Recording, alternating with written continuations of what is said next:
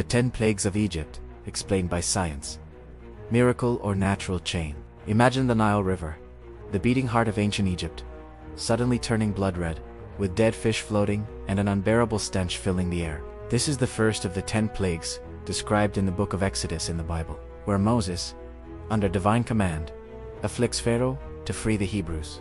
But what if these catastrophes were not just miracles, but a devastating chain of natural events? Scientists propose explanations based on ecology, climatology, and epidemiology, suggesting a domino effect triggered by a phenomena like the Santorini volcanic eruption around 1620 BCE, or an anomalous El Niño that warmed Egypt's coastal climate. Let's explore plague by plague, with details revealing how one could lead to the next, and stick around until the end, because the 10th holds a twist that ties everything together and questions what is divine or coincidence. The first plague turns the Nile's waters into blood. Scientific explanation: a bloom of toxic red algae, like red tides, in fresh water, driven by excess nutrients and elevated temperatures. These algae, such as Alexandria minutum, release toxins that kill fish and stain the water dark red, creating an anaerobic, foul-smelling environment. Evidence comes from studies in similar ecosystems, like the Nile Delta,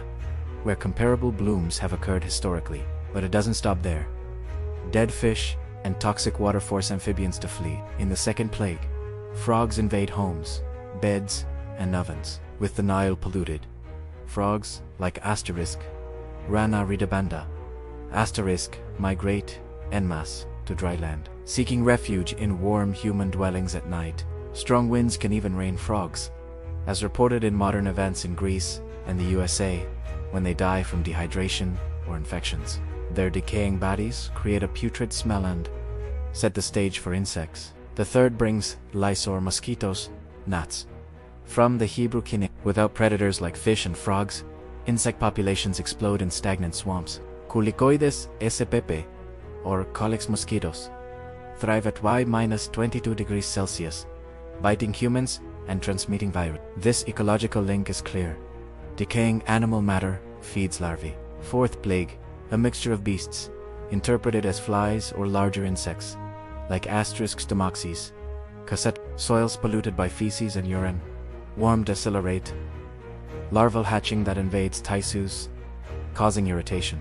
These vectors spread diseases, connecting to prior insects. The fifth devastates livestock with a pestilence. Viruses like Rift Valley fever R, VAV, or West Nile, transmitted by mosquitoes from the third plague, kill ruminants, sheep, cattle, with mortality rates up to 90% in young animals. Environmental stress worsens it. Weakened animals succumb quickly from hunger and parasites. Sixth, purulent ulcers on humans and animals. Fly larvae from the fourth plague cause furunculomiasis, forming inflamed boils, or Staphylococcus, bacteria from bites, or smallpox, transmitted by insects, evidence in 3,000-year-old Egyptian mummies. Seventh, hail with fire. A supercell storm, with heating above 25 degrees Celsius colliding moist and dry air, produces hail and lightning. Santorini ash mixes in, creating flaming hail. Pumice found in the Nile Delta supports this. Eighth, locusts devour crops. Storm winds bring swarms of Schistocerca gregaria favored by post-strain humidity and volcanic ash altering the climate. Ninth, palpable darkness for 3 days. Volcanic ash blocks the sun, or dense fog from post-storm condensation.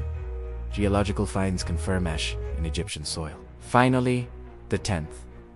Death of the firstborn. Here's the twist. Mycotoxins from fungi and damp grain due to rains and locusts contaminate stores. Firstborns, with food priority, ingest the toxic upper layers first, suffering liver failure. Oviroses, like a VFV, amplified by warming and transmitted by mosquitoes, strike non-immune youth. This selectivity, cultural. Firstborns eat first. The chain closes.